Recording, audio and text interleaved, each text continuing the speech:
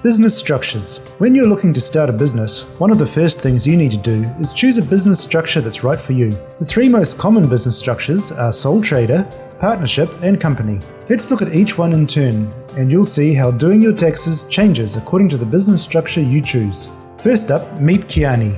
He's decided to go into business as a sole trader. As a sole trader, Kiani runs his business by himself. He gets 100% of the business profits, and he's personally responsible for all taxes and debts. You need to tell revenue management when you start working for yourself.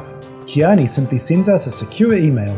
Like anyone in business, Kiani must keep financial records so he can work out his net profit at the end of the year. He has the standard 31st December balance date, which means his tax year runs from 1st of January to December the 31st. As a sole trader, Kiani keeps the same RMD number he had as an employee. He only has to file one type of income tax return. After the end of the tax year, he prepares his financial statements and completes his income tax return. He must calculate income tax on his net profit. Kiani files his return online as he finds it easier than filing paper returns. So that's sole traders. The next business structure you may like to consider is the partnership. A partnership is formed when two or more people get together to run a business. Each partner contributes something to the partnership and in return receives a share of any partnership profits or losses. Each partner is personally responsible for all partnership debts. That means if the partnership can't pay, the creditor can approach any of the partners individually to collect the money owed. Here are Ake Ngā Nua and Tururea. They've decided to form a partnership to run a market stall.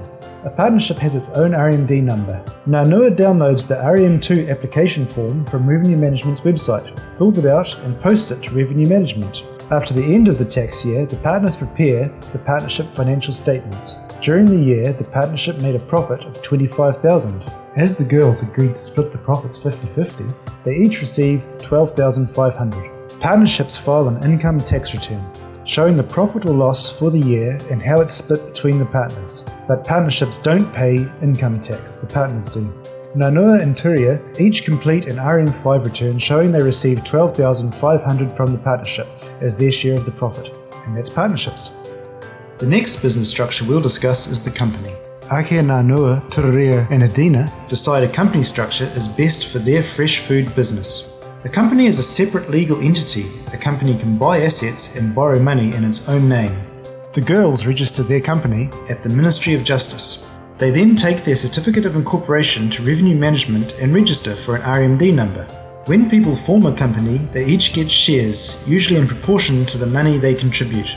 You've probably noticed that most companies have limited after their name. That means if the company gets into financial difficulty, the shareholder's personal liability is limited to their shares in the company.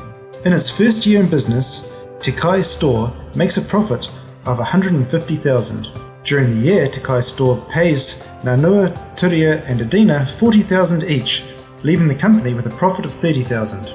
Unlike partnerships, companies pay income tax. Te Kai Store files an RM6 return declaring a profit of $30,000, and Ngā Nua, Turia and Adina each file an RM5 return showing income from the company of $40,000, and that's companies. You've now heard about the three most common business structures. No matter which structure you choose for your business, you'll need to file income tax returns. You pay income tax on your net profit for the year. If you have the standard 31st December balance date, you need to file your returns by the 1st of May. Your structure will have an impact on other aspects of your business too, not just income tax. All businesses with a turnover of more than $40,000 have to register for VAT and file VAT returns monthly. Please talk to our friendly staff for more information. If you're going to employ staff, you will also need to register as an employer. When you're in business for yourself, there's a lot to think about, but don't worry, you're not on your own. We can help you out every step of the way.